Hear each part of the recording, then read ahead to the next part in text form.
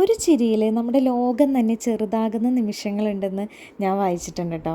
അത് ശരിയാണ്. കാരണം നമ്മുടെ മനസ്സൊക്കെ ഭയങ്കര സങ്കടപ്പെട്ടിരിക്കുമ്പോൾ കുഞ്ഞുങ്ങളുടെ ചിരിയോ വീഡിയോ ഒക്കെ കണ്ടു കഴിഞ്ഞാൽ അതൊക്കെ മറന്നു പോകുമെന്ന് പറയും. അപ്പോൾ അങ്ങനെ ആ ഒരു പോസിറ്റീവ് എനർജിയോട് കൂടി തന്നെ ഇന്ന് നമുക്ക് രാവിലെ തന്നെ തുടങ്ങാം. അപ്പോൾ മത്തങ്ങ പയർ എലിശ്ശേരി ഉണ്ട് വെക്കാൻ പോണേ. അപ്പോൾ പയർ ഞാൻ തലേദിവസം വെള്ളത്തിലിട്ട് വെച്ചിട്ടുണ്ടായി. അപ്പോൾ ഞാൻ മത്തങ്ങയും പയർ ഒരുമിച്ച് അങ്ങോട്ട് കുക്കറിലിടും. അപ്പോൾ പെട്ടെന്ന് പണി കഴിയുമല്ലോ. പിന്നെ അതിനകത്തോട്ട് പച്ചമുളക്, ഉപ്പ്, മഞ്ഞൾപ്പൊടി, കറിവേപ്പില ഇത്യാദി സാധനങ്ങളെല്ലാം ഇട്ടങ്ങ് അടിക്കുക.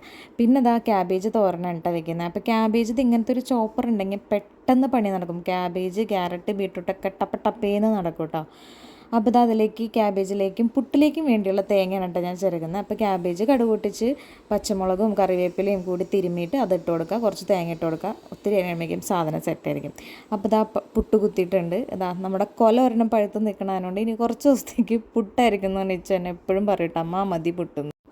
മത്തങ്ങയും പയറിൽ തേങ്ങ ചേർത്ത വീഡിയോ ഞാൻ എടുക്കാൻ വിട്ടുപോയിട്ടോ. അത് വേറെ ഒന്നുമില്ല, തേങ്ങ, നല്ല ജീരകവും 1-2 കുഞ്ഞുള്ളിയും കൂടി ഒന്ന് ഒതുക്കുക, മിക്സിയിലിട്ട് ഒന്ന് ഒതുക്കുക, അരയ്ക്കേണ്ട. എന്നിട്ട് അതിനകത്തോട്ട് ചേർക്കുക.